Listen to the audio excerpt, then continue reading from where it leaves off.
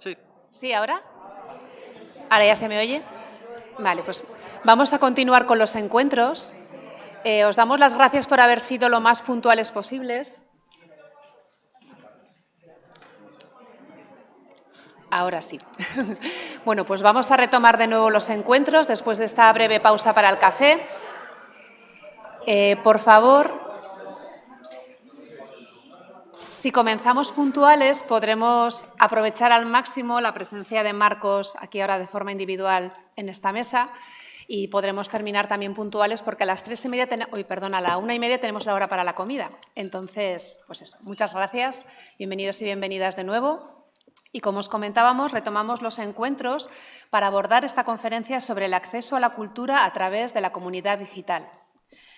La pandemia ha acelerado el uso imparable de la digitalización y desde el ámbito de la gestión cultural se hace especialmente necesario atender los retos del actual contexto de transformación del sector, caracterizado por la creciente digitalización, cambios de paradigma de consumo cultural y trabajo en red. Para hablar de todo ello y ampliar visiones y conocimientos, hemos pedido a Marcos que nos ofrezca su visión y experiencias como experto en desarrollo de estrategias relacionadas con comunidades digitales para plataformas.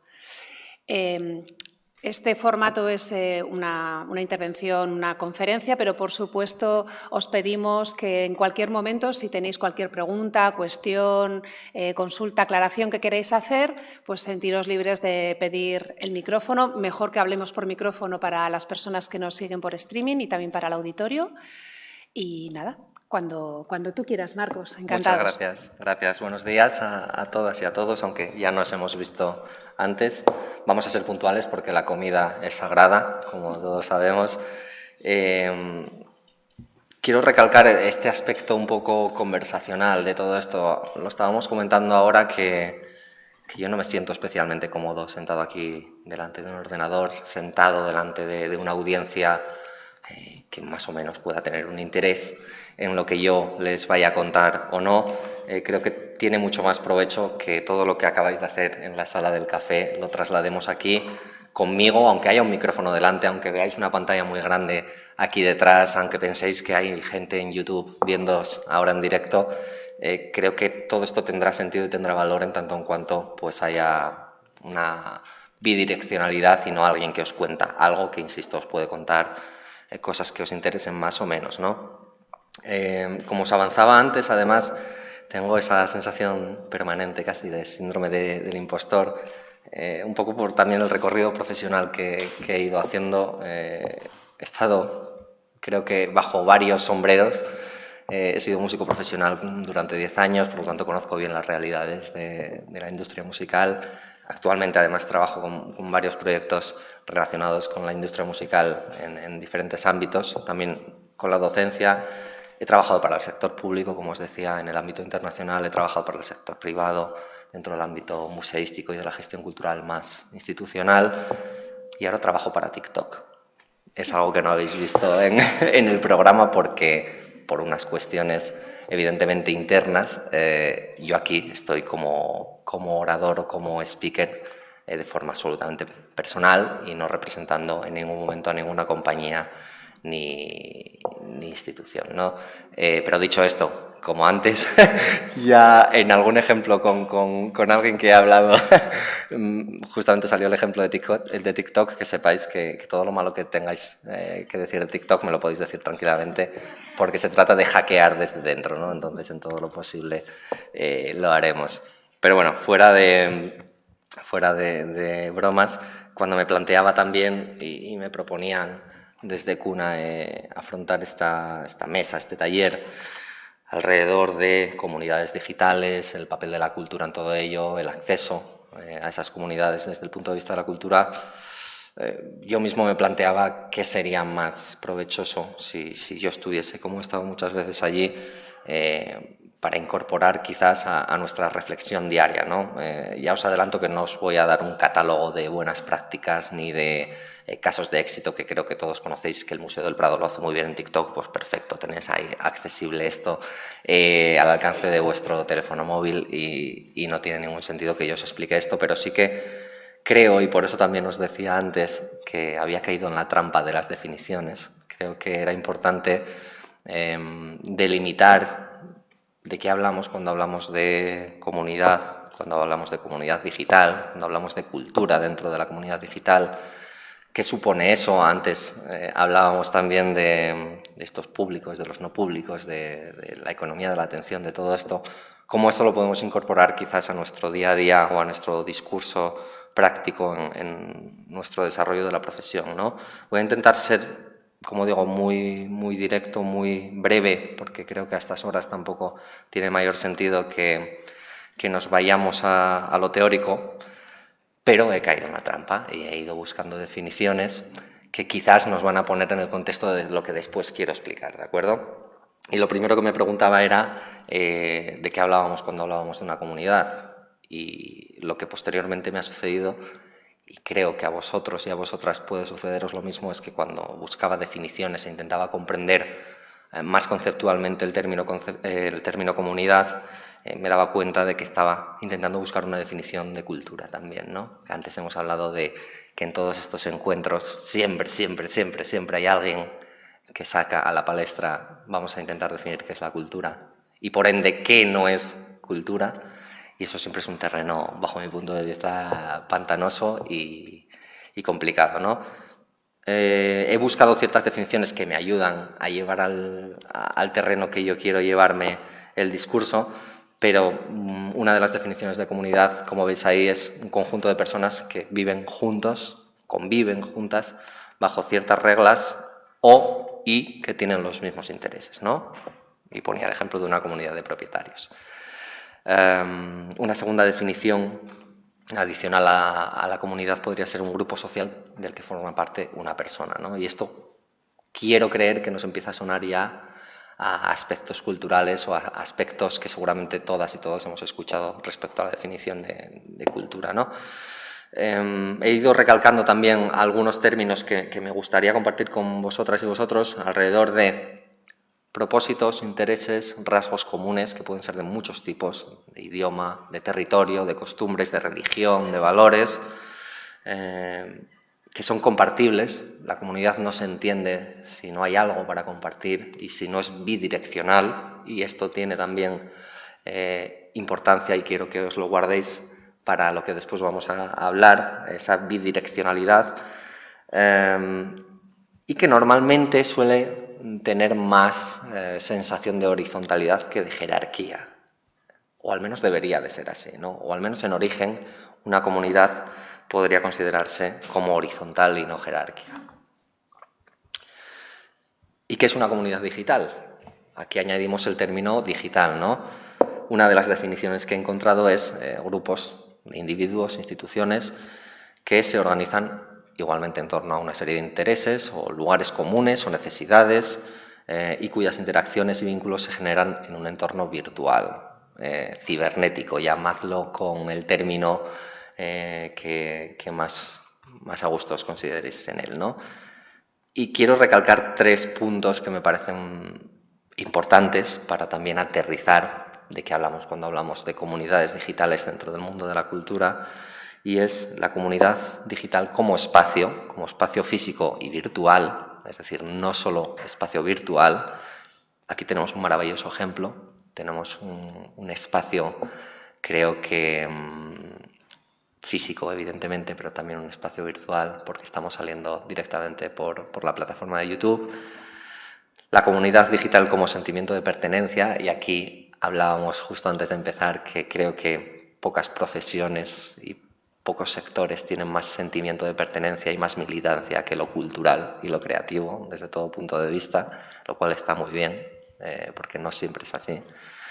Y la comunidad digital como herramienta, que muchas veces es la definición que tenemos siempre en mente cuando alguien habla de tenemos que generar comunidades digitales, tenemos que estar en plataformas, tenemos que generar planes de comunicación digital, tenemos que estar en social media, etcétera, etcétera, ¿vale?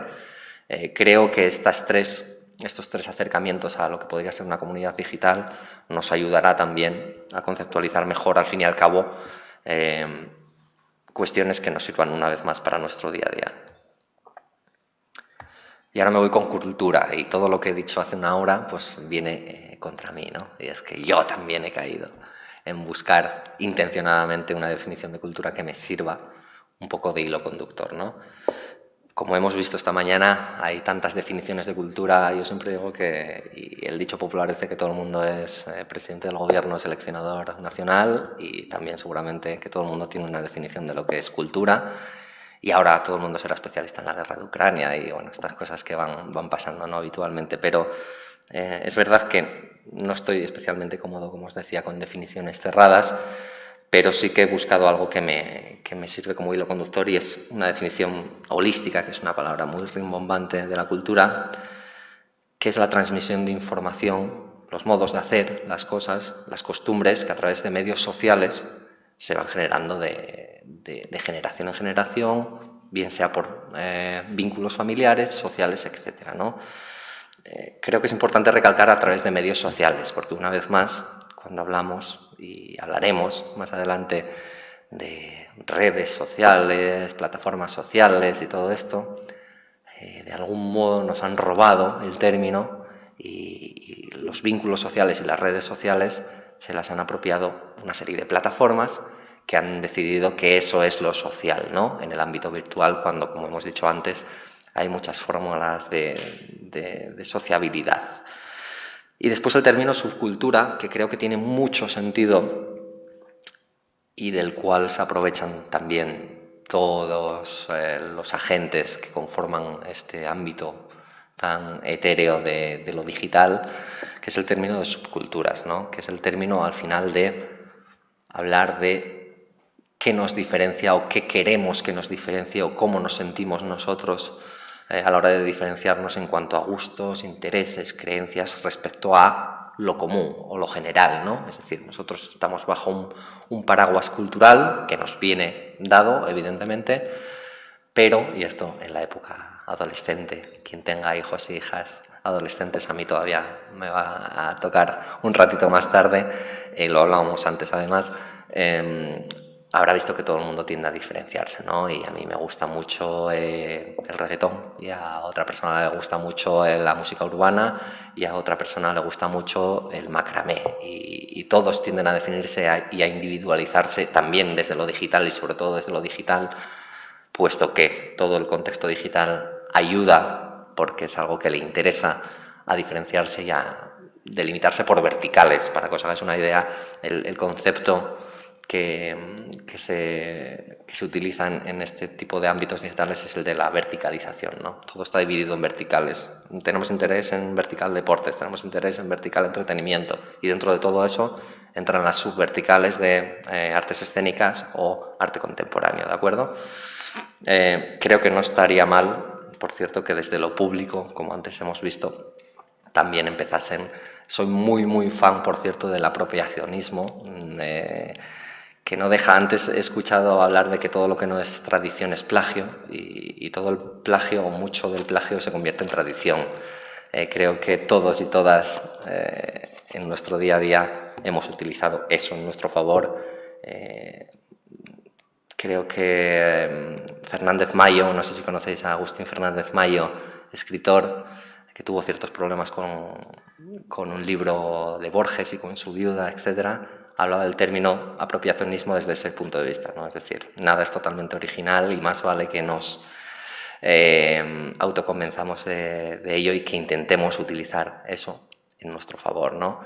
Por tanto, en toda diferencia hay un patrón, y en ese patrón tenemos que trabajar para que ese 30% del que antes hablábamos, que no está enganchado a la gran pantalla, quizás pueda encontrar en nuestras propuestas culturales de programación, etcétera, algo a lo que agarrarse porque le hace sentir especial, único y diferente, ¿no?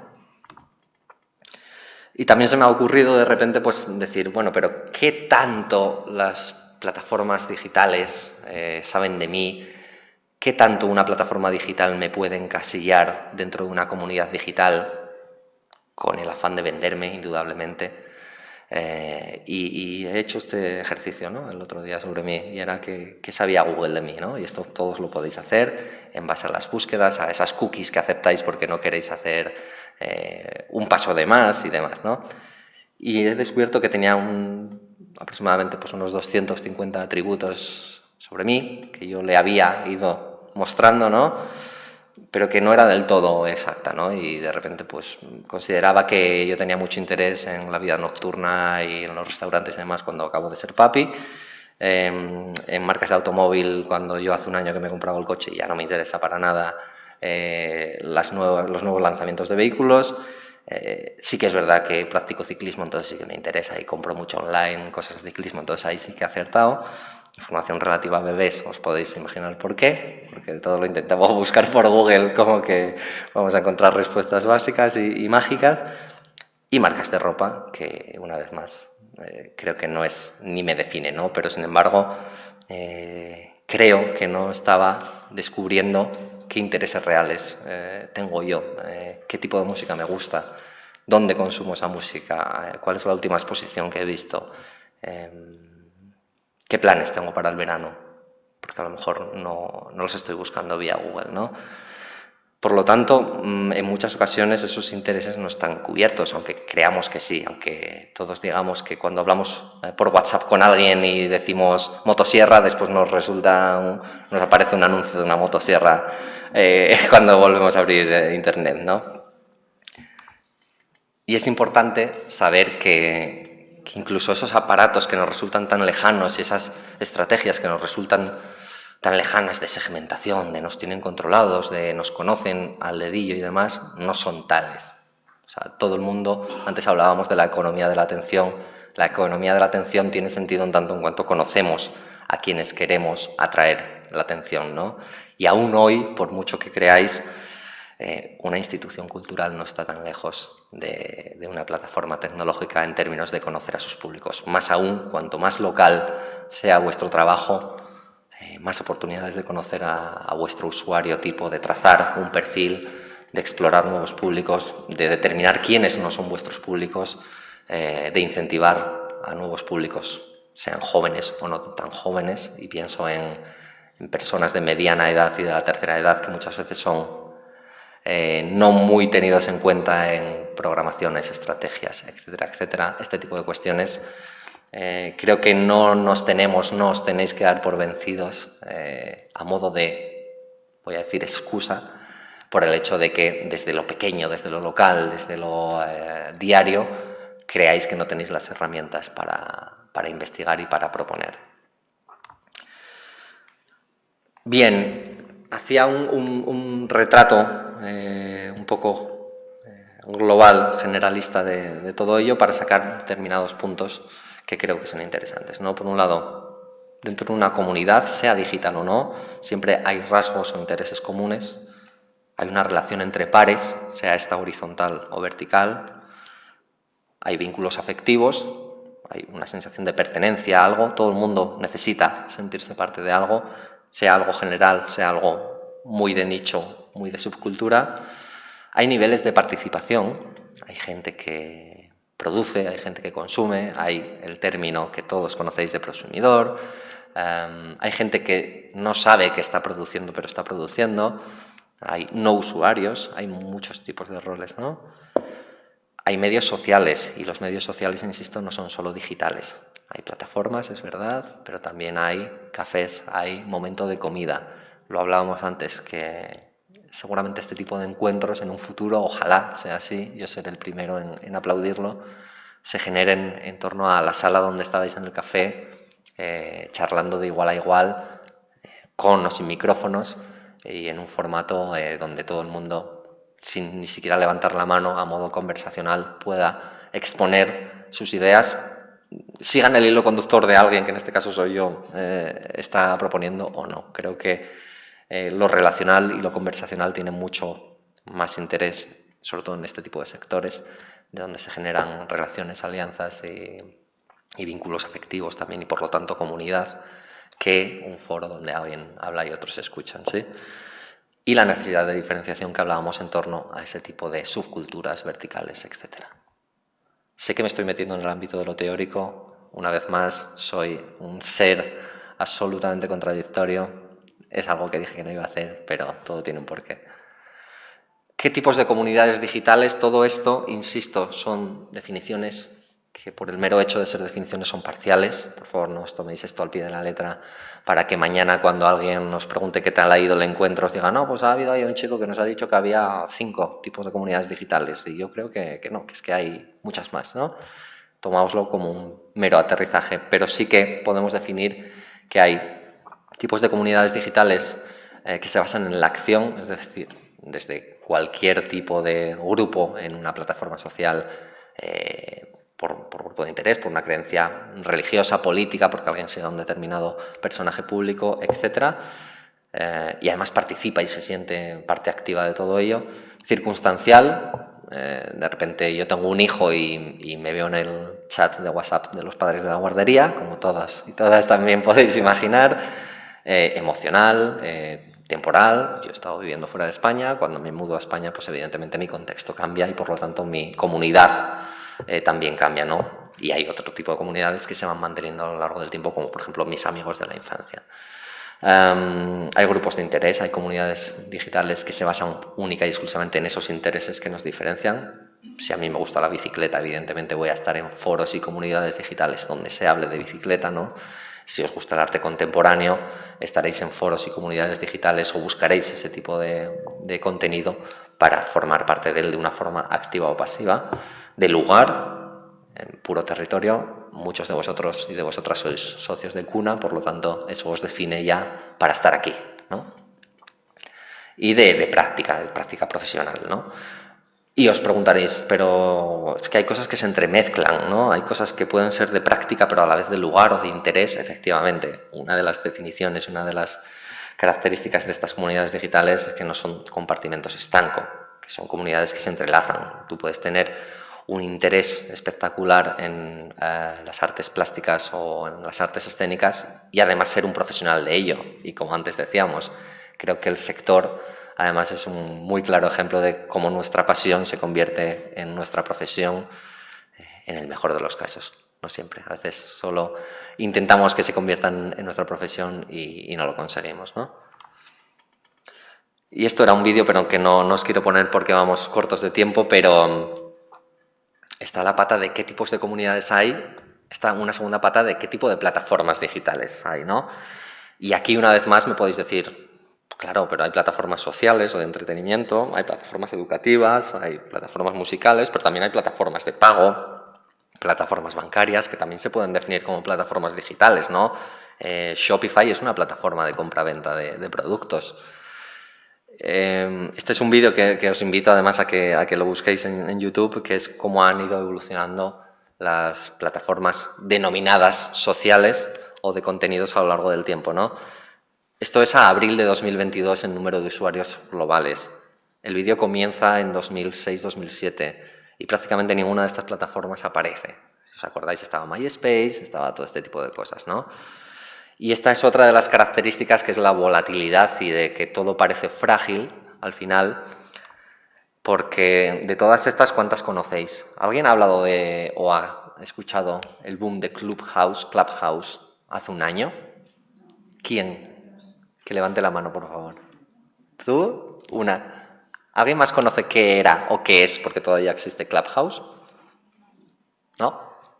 Bueno, Clubhouse fue algo que nació, evidentemente, en Estados Unidos, como muchas otras cosas, que era un poco un formato que, como antes hablaban en la mesa anterior, buscaba la diferenciación entre lo auditivo y lo visual. Se trataba de salas de conversación. Es una app donde hay una sala de conversación bajo una temática determinada, de todo tipo, normalmente profesional, donde cualquiera podía entrar a tiempo real. Esas salas no se grababan, por lo tanto era una conversación a tiempo real a través de una app. En momentos de pandemia, evidentemente, eso tuvo un subidón brutal, ¿no?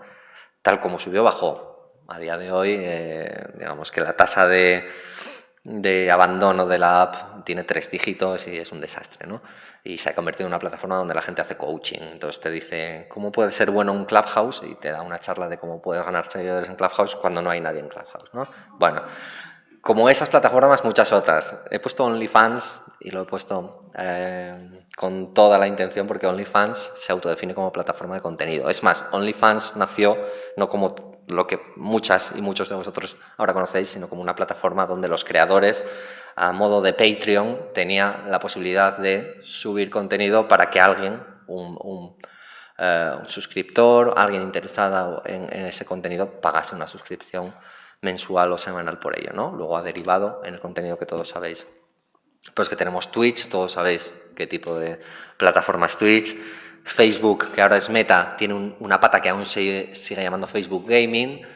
Todo lo que tiene que ver con gaming, evidentemente, está desarrollado de otro modo con respecto a las comunidades digitales. Está Trovo. ¿Alguien conoce Trovo? Pues Trovo es uno de los competidores más fuertes ya, made in Spain además, de Twitch. Está Likey. Yo, insisto, trabajo en... Bueno, esto se está grabando. Trabajo en TikTok. No hablo en nombre de TikTok, pero Likey es donde todos los menores de 15 años están ahora. Por lo tanto, la mami que decía que el TikTok que la estaba volviendo loca, que sepa que es muy posible que sus hijos y hijas también estén en Likey, que es una plataforma similar. Está Thriller, que es otro tipo de plataforma similar. ¿Qué quiero deciros con esto? Que soy consciente, y todos debemos ser conscientes, de que prácticamente todos los días aparecen y desaparecen plataformas que generan comunidades digitales. Y esto no quiere decir que en vuestro plan de comunicación de vuestra institución cultural, en vuestro proyecto en el que vais a desarrollar X propuesta cultural y vais a presentar a la financiación europea de turno, tengáis que incluir todas estas plataformas, porque es imposible y porque no tiene absolutamente ningún sentido. Igual no tenéis que incluir ninguna, igual vuestra mejor comunidad digital es un grupo de Telegram o es juntaros una vez al mes a tomaros un café en la tasca del centro cultural. ¿De acuerdo?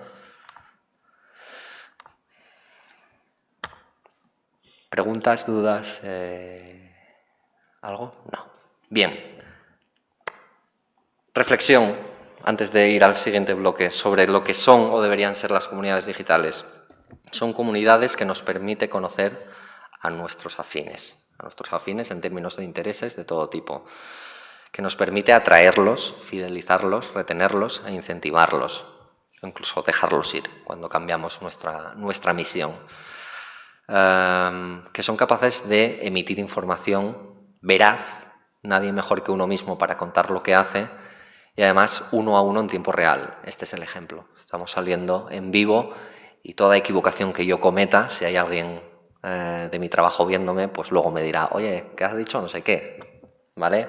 En tiempo real, por lo tanto, comunicación directa y sin posibilidad de interferencias externas, ¿no? Que te permite además pivotar y digamos que adaptar tus propuestas a la demanda existente. No es lo mismo la demanda que hay en verano, que la demanda que hay en invierno, que la demanda que había en pandemia, que en momentos de pospandemia, que la demanda que hay en una localidad de 500 habitantes o la que hay en una gran ciudad, ¿no? Es importante conocer qué tipo de intereses tiene tu comunidad. Para salir del ensimismamiento artístico, como he dicho, he sido músico profesional por 10 años, sigo siendo músico aficionado cuando la situación pues, me lo permite y conozco muy bien lo que es esa situación de enamoramiento propio de un proyecto artístico, cultural, etcétera, de la no capacidad de enamorar al que tienes enfrente por la no capacidad de explicarlo como tú lo sientes, porque al final es muy difícil explicar un enamoramiento, ¿verdad?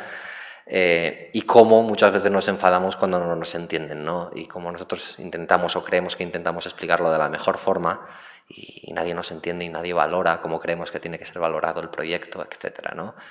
Lo que nos permiten las comunidades digitales es salir un poquito de ese paradigma, ver que ahí fuera hay tantos puntos de vista como personas, como decíamos, hay tantas definiciones de cultura, tantos intereses y tantos seleccionadores nacionales como personas hay en este mundo y debemos ser conscientes de que lo resiliente también es una de las características que tenemos que incluirnos, ¿no?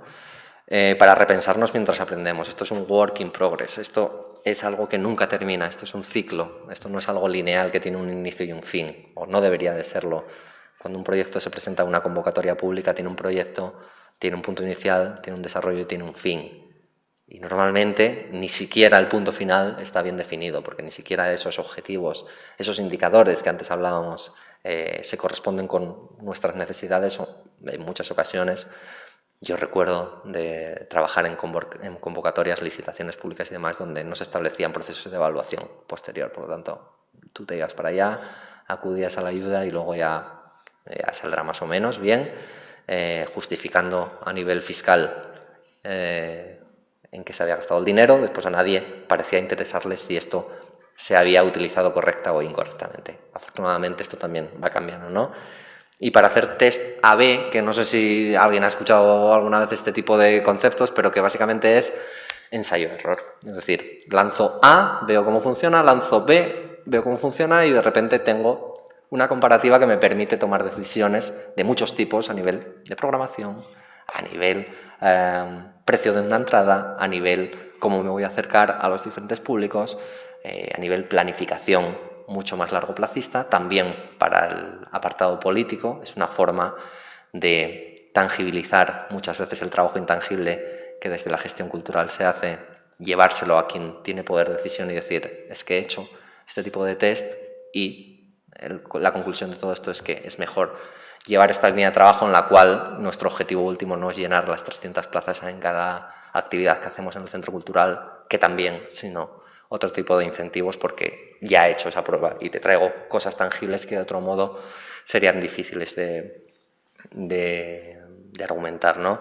y sobre todo aprender a escuchar.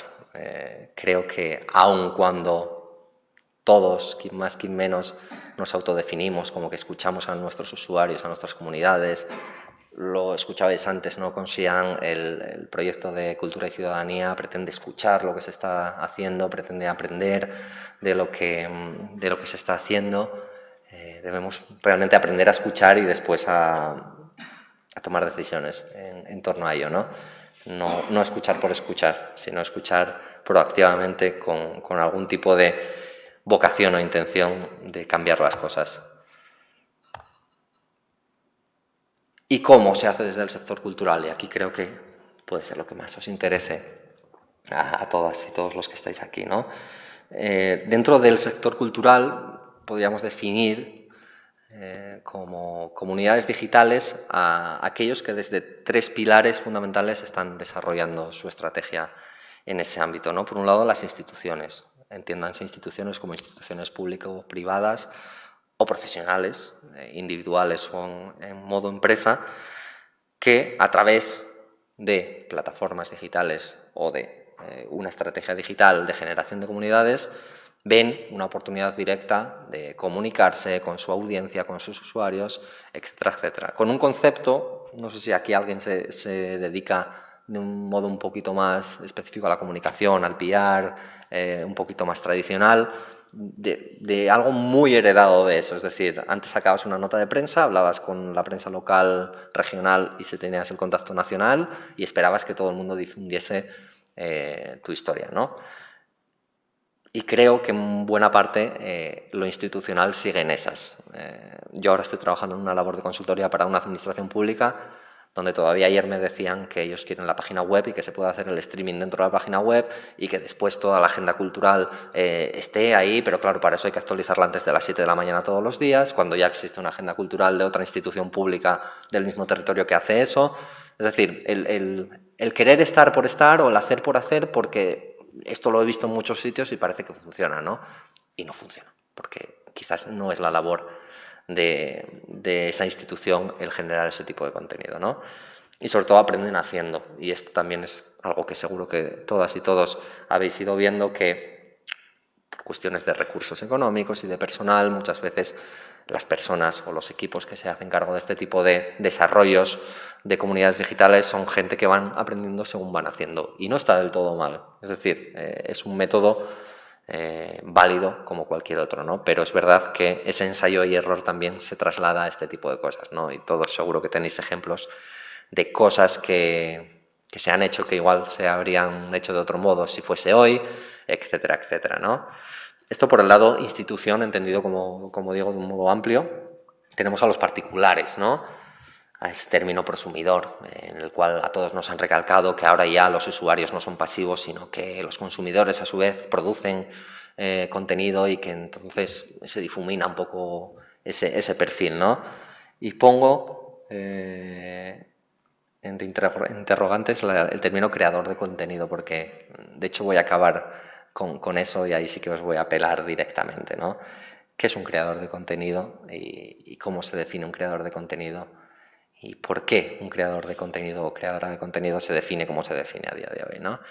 Dejémoslo en que los particulares son esa gente, que puede ser profesional o no profesional, que generan algún tipo de contenido en esas plataformas y por lo tanto que generan o pueden generar ese tipo de comunidades afines a ellos, ¿no? Y la tercera, que serían los usuarios pasivos, que realmente no son pasivos como tal, por lo que hemos dicho ahora, que se informan, que se forman. Pues si yo tengo interés, como os decía, en determinada materia, pues lo busco, o me pongo de fondo al streaming de no sé quién, o me uno al grupo o al foro, porque los foros siguen existiendo, de determinada materia, y se supone que siguen generando contenido porque yo puedo poner un mensaje en un foro, ¿no? Pero digamos que el ratio del contenido de valor que yo puedo llegar a aportar con respecto al que consumo, digamos, es dispar, ¿no? Entonces no me consideraría un productor de contenido, sino más bien un consumidor o un usuario de ese contenido, ¿no? Digamos que esas son las 3 patas que dentro del sector cultural también podríamos definir. Pero claro, ¿qué se hace también desde la institución cultural? Esto es una publicación de noviembre de 2021, me parece, una de tantas publicaciones en torno a la gestión cultural y en torno a qué está pasando, cómo nos autodefinimos, estudios de caso, etcétera, etcétera. Y claro, es que en muchas ocasiones todavía estamos aquí, todavía estamos hablando de comunicación y redes sociales. ¿Cuál es la mejor estrategia para tu museo? Plan 2.0 de comunicación, cómo estar en Twitter y Facebook. Todo este tipo de ejemplos, que son todos de una misma publicación, ¿de acuerdo? Cultura abierta sin horario ni calendario, el museo de las redes sociales, este tipo de cosas. No digo que esté mal, digo que estamos aquí cuando creo, o mi experiencia me dice que estamos y la conversación está en otro lado ya.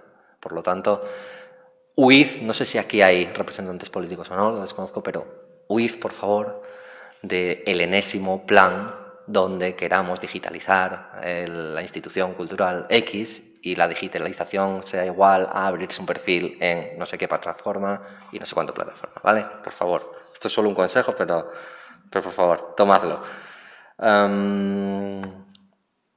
¿Y qué se hace a nivel institucional? Y seguro que todas y todos tenéis ejemplos, ¿no? Actualmente. Y esto es una definición generalista, hay excepciones, como todos sabéis. Hay un perfil oficial, en cuantas más plataformas mejor, porque hay que estar, ¿no? Hay un contenido unidireccional, es decir, como decíamos antes, yo os cuento lo que voy a hacer, la próxima exposición, la programación del próximo trimestre, que estaré cerrado 15 días o que hago un sorteo de 3 entradas para no sé qué espectáculo, ¿no? Pero de repente hay 50 personas que te dicen, ya, pero es que ¿sabes qué pasa? Que yo el otro día fui a un concierto y la chica que estaba en la entrada pues no fue muy amable conmigo porque no sé qué, ojo, el proceso de compra de entradas online fatal, porque no funcionaba y porque de repente me tiró la tarjeta y tuve que volver y tal. Y no hay contestación a eso. Ahí hay un muro, nadie sabe si lo lee, si no lo lee. Si hay alguien al volante, si va a haber contestación, si toman nota para la siguiente o qué hacemos, ¿no? Por lo tanto, genial que tengas X followers, eso es solo un número, si no hay una comunicación que genera comunidad y sentimiento de pertenencia a esto, ¿no? Actitud reactiva. Al final, hacemos cosas y solo cuando hay una polémica, ¿sabéis esto? No sé si sois usuarios de Twitter o no, pero ¿sabéis esto de cuando ponéis una queja de una aerolínea o una compañía telefónica que rápidamente el community dice escríbeme por privado y te solucionaremos no sé qué? Pues esa actitud reactiva también en los equipamientos culturales y en los proyectos culturales existe, ¿no? Cuando hay críticas, y las hay, porque la propia naturaleza de los proyectos culturales, en su propia naturaleza está el fomentar esa crítica, ¿no? Pues sucede todavía. Y también dentro del mundo de las instituciones museísticas de este país sucede bastante. Y estar por estar es igual a no estar, lo dije antes. No tiene ningún sentido, olvidaos. O sea, no es una obligación estar, lo mismo que no es una obligación vender entradas por internet, lo mismo que no es una obligación, pues no sé, muchísimas otras cosas que nos han inculcado por algún motivo que a mí se me escapa, que era obligatorio hacer, ¿de acuerdo? Cuando estéis generando vuestro proyecto y buscando financiación, insisto, no creando un proyecto para la next generation ad hoc, porque eso se nota y como bien decíamos antes, al final todos los proyectos son iguales, parecen un cortapega y este tipo de cosas, y frustra mucho. Cuando estéis buscando financiación a vuestro proyecto, no os sintáis obligados a incluir todo esto como parte de la innovación o el cambio social del que hablábamos antes, ¿no? Porque es más bien lo contrario. Estar por estar, pues no. Y después está la realidad de que hay veces que no se puede estar porque no hay recursos personales económicos, por desconocimiento, porque es imposible que todos estemos al día de todo. No nos darían las horas del día para ello y hay que especializarse, ¿no? Por lo tanto, hay una realidad que no podemos obviar tampoco. Y el relato del creador de contenido. Y aquí os voy a lanzar algunas preguntas, ¿no? No sé si alguien sabrá por dónde voy o no. ¡Uy! Me ha fallado. ¿Quién es esta chica? ¿Alguien la conoce? ¿Quién es? Cristinini. Cristinini es la streamer con mayor alcance y comunidad de habla hispana en Twitch. Es colaboradora del programa este de Zapeando, creo que es, ¿no? En La Sexta. Trabaja con DAZN habitualmente en retransmisiones deportivas. Ella empezó en el offline, ella era, digamos que periodista y colaboradora de medios tradicionales y demás, ¿no? Es una creadora de contenido. ¿Quiénes la conozcáis? ¿Se puede definir como una creadora de contenido? ¿Sí? ¿No? ¿Sí? Vale. Se define a ella misma como creadora de contenido, quizás, ¿no? Esto es. Perdón, que estoy haciendo preguntas y no... Sí, sí. Es que si no, no oyen. Vale, pues no os hago más preguntas. Luego cogéis el micrófono y ya está. Que si no nos vamos de tiempo. ¿Quién es esta chica? Naya. ¿Quién es Naya? Naya es por ese orden, artista, música y actriz. Se considera más música que actriz. Que todos conoceréis seguramente por La Casa de Papel, aunque os recomiendo Los amantes del Círculo Polar, que es su mejor peli. Es una creadora de contenido. Ah, bueno, si hay fans aquí de Naya, entonces yo me callo y me voy. Muy bien, me alegro. Es verdad, es de aquí. ¿Es una creadora de contenido? ¿Podéis hacer así o así? No, alguien dice no. Vale. ¿Quién es este chico? Iván Ferreiro. Muy bien. Iván Ferreiro, un artista importante, músico de este país, que en los 90 tenía una banda que se llamaba Los Piratas, muy chula, gallego, que es efectivamente músico y que creo que abril, mayo de 2020, con todas las restricciones, bueno, quizás mayo no, porque todavía estábamos todos en casa. Bueno, cuando se abrió un poquito la mano con todo el tema de la pandemia, él era un auténtico fanático de Clubhouse. ¿Os acordáis de lo que he dicho de Clubhouse? Él se enganchaba todas las noches. Imaginaos lo que es que a ti te guste Iván Ferreiro, su música y demás, y que tú puedes estar charlando con él a las 12 de la noche, así de igual a igual, hablando de qué tal su día, o si ha grabado algo o qué ha cenado, ¿no? Pues a este chico se le ocurrió que en uno de sus conciertos en Las Rozas, además de hacer el concierto presencial, con todas las entradas vendidas que se podían vender en aquel momento, iba a emitir el concierto en Clubhouse y en una sala con 5.000 personas, ¿vale? Que es verdad, no pagaron ticket, pero que generaron una comunidad digital en torno a él, porque quiero pensar que un porcentaje, no sé si muy alto o muy bajo, de esa gente que lo siguió y que tuvo la experiencia quizás única y probablemente irrepetible de seguir su concierto a través de una plataforma X muy novedosa, luego se podía comprar un ticket para su siguiente concierto o al menos empezar a seguir un poco más la pista de lo que estaba haciendo, ¿no? ¿Es un creador de contenido? ¿Sí o no? Sí, bien. ¿Y quién es este? Que este lo conoce todo el mundo, ¿no? No os voy a explicar qué es Ibai. ¿Es un creador de contenido? ¿Sí? Vale. Bien. ¿Por qué? Y aquí es donde me quiero detener un poco más. ¿Por qué el relato, como bien explicaba la compañera, el relato del creador o creadora de contenido ha sido apropiado por parte de un determinado tipo de creador de contenido, normalmente digital, además, que se autodefinen, como bien hemos dicho, como creadores de contenido? Es decir, vosotros veis a cualquier persona que tenga 20.000 followers en Instagram, que sube fotos pues, más o menos interesantes según vuestro nivel de interés, pero que se define como creador de contenido. Ya el término influencer está como muy denostado, entonces nadie quiere llamarse influencer, pero todos se denominan ahora creadores de contenido, ¿no? ¿Por qué Iván Ferreiro o Naya no son creadores de contenido? ¿Por qué tenemos que asumir que el término de creación de contenido en origen no eran los músicos, los juglares, los artistas, los escritores, los relatores orales, que durante miles de años han sido los que han generado contenido para que el resto de la sociedad y de la comunidad, como bien decía antes el compañero, tenga, digamos, una guía, un camino, una búsqueda, un relato de la felicidad, si queréis decirlo así, ¿no? ¿Por qué hemos perdido desde el sector cultural la batalla en la cual, cuando hablamos de creadores de contenido, a todos en nuestro imaginario nos salta la chispa y aparece Ibai, pero no aparece Naya o Iván Ferreiro o cualquier artista, actor, actriz, escritor, escritora, dramaturgo, de cualquier tipo, que generan contenido también y que generan un contenido que tiene mucho más peso a nivel social, ¿no? Muchas veces me niego, esto es parte del hackeo desde el interior, me niego a asumir que un creador de contenido solo es Cristinini y solo es Ibai, que también. Un creador de contenido, creo que desde cada uno desde nuestro rol tenemos que empezar a defender que los originarios creadores de contenido son toda esta gente que hemos comentado antes. Esto puede estar abierto, por supuesto, a réplica contra réplica, ¿no? Voy terminando. Para entender el papel de una comunidad digital o de qué hablamos cuando hablamos de comunidades digitales, creo que es fundamental ser usuarios. Una compañera nos hablaba, cuidado con la ruralidad, que mis niños de X edad están todo el día enganchados a TikTok. Yo dije, cuidado con TikTok, no hables mal de TikTok.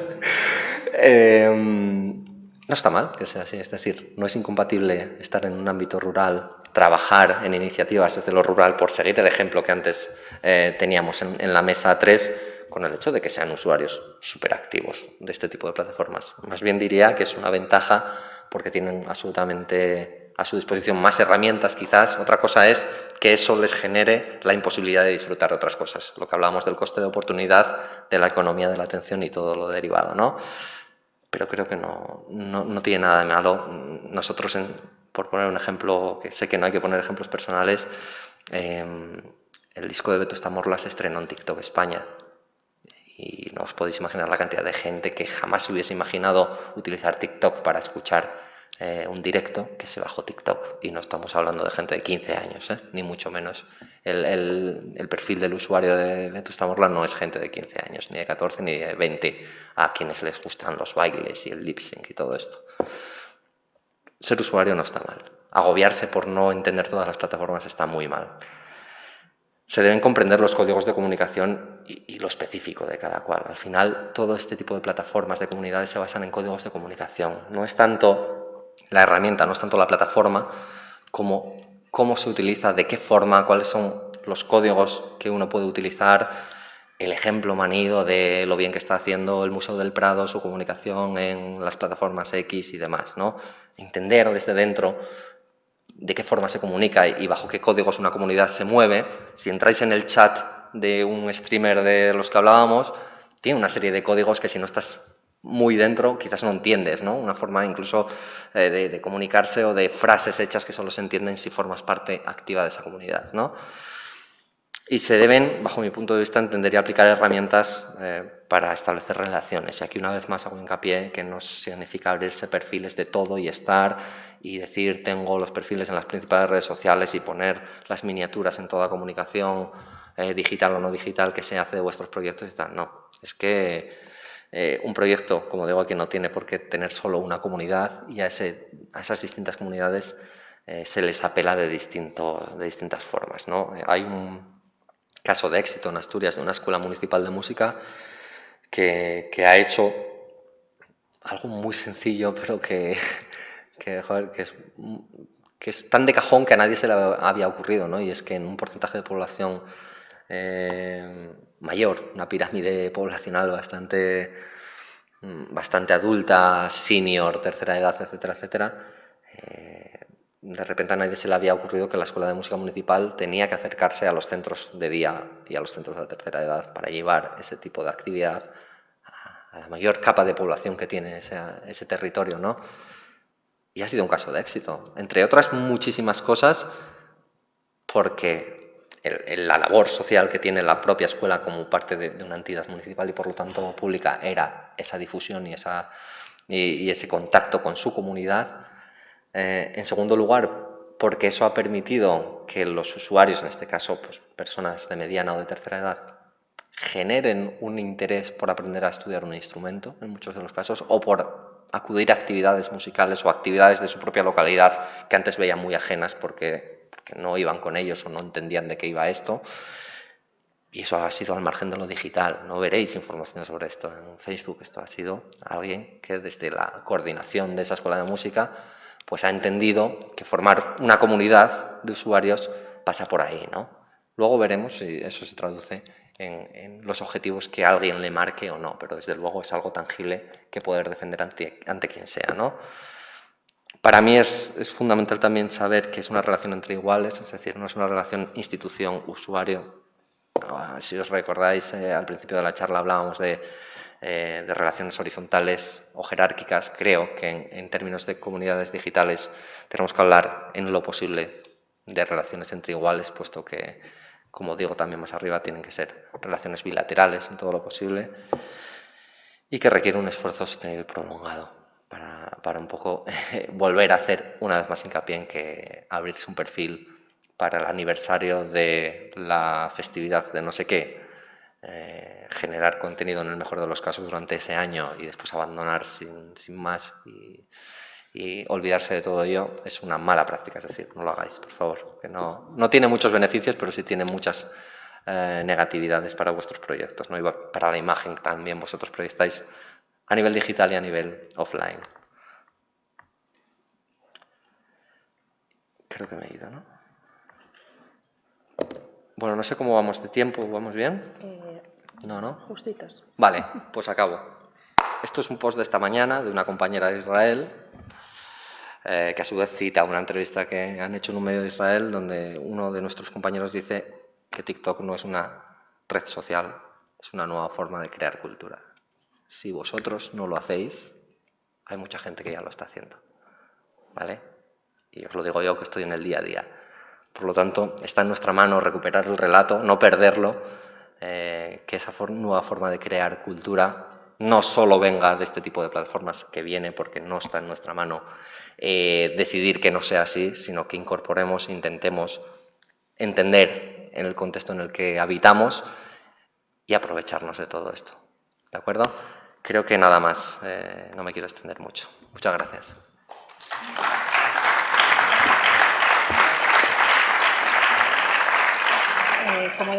Como decíamos, estamos muy sobre la hora, pero no sé si hay alguna pregunta rápida que queráis formular a Marcos al respecto. Sí, gracias Marcos por la presentación. A mí la verdad es que, bueno, no es que no lo supiera, pero después de oírte, pues yo tengo una cuenta de Instagram de un poco más de 1000 usuarios que me dan ganas de cerrar ahora mismo. Porque realmente entendiendo desde el punto de vista tuyo de estar dentro de las redes y de las comunidades que se crean, por supuesto nos estábamos planteando si entrar en TikTok, pero es que, claro, hay que entender que desde el punto de vista de las instituciones, o sea, nos dedicamos a esto, o sea, entramos en las redes además de todo lo que hay que hacer, ¿no? Entonces, realmente no tienes ni la profesionalidad, ni la especialización, ni el tiempo para dedicarte a eso. Entonces, ¿crees que más o menos estás salvando la papeleta, ¿no? Con una presencia, bueno, pues discreta, vas subiendo unos pocos usuarios cada vez, pero después de ver la perspectiva de los que estáis dentro, digo, es que sí, igual lo mejor sería cerrarlo, ¿no? No, por favor. No, ni mucho menos, porque una de las cosas que espero haya quedado clara es que no es una cuestión de número, ¿no? No es una cuestión de tamaño. Es decir, tu comunidad de 1000 usuarios puede ser la comunidad real que tú tienes para esa institución y te puede ir, vamos, hablando en términos publicitarios o de patrocinio, si queréis enfocarlo desde ese lado, el indicador fundamental que una marca mira a la hora de colaborar con alguien, sea un creador de contenido de los que hablábamos o incluso una institución, no es el número de followers, es lo que se denomina engagement rate. El engagement rate, que es algo un poco técnico, al final lo que te dice es si de esos 1000 están interactuando el 25%, eres top. Si de 100.000 están interactuando el 0,7, no me interesa estar contigo, ¿no? Por lo tanto, no es una cuestión de tamaño. Por supuesto, si crees que Instagram os está facilitando esa comunicación bidireccional, una vez más. O sea, no que cuelgues la programación de la semana ahí y quien esté al mando de eso se olvide hasta la semana que viene que a las 10 de la mañana tiene que volver a subir un post, ¿no? Requiere tiempo, es un coste de oportunidad, como decimos. Lo hablábamos creo que antes, que parece que al gestor cultural y a los profesionales del sector se nos requiere, además de definir qué es cultura, definir qué es nuestra profesión, hacer facturas y justificar absolutamente todo, y sobre todo si estamos desde el ámbito público, saber de comunicación y de comunidades digitales, y ya si eso luego desarrollamos nuestro trabajo, lo que creemos que es nuestro trabajo de conceptualizar y desarrollar proyectos culturales, ¿no? Y yo creo que de lo que se trata es de conocer si esas herramientas te son útiles o no te son útiles. No quiero, por favor, desanimar a nadie y espero que no sea una sensación generalizada, pero si crees que tu usuario tipo está o puede llegar a estar en TikTok, como decías, adelante. Quiero decir, hay mucho imaginario de que determinadas plataformas son para determinado segmento de edad. un montón de cuestiones que cuando estás dentro pues te das cuenta que no, ¿no? Y como decimos, hay casos de éxito que lo corroboran. Pero después también el ensayo-error del que hablábamos, el test A/B, es muy esto. Nosotros siempre ponemos un ejemplo y es que, insisto, no voy a volver a hablar de mi plataforma, pero por última vez, el post de Rosalía que mejor ha funcionado ha sido un post donde hacía un brownie.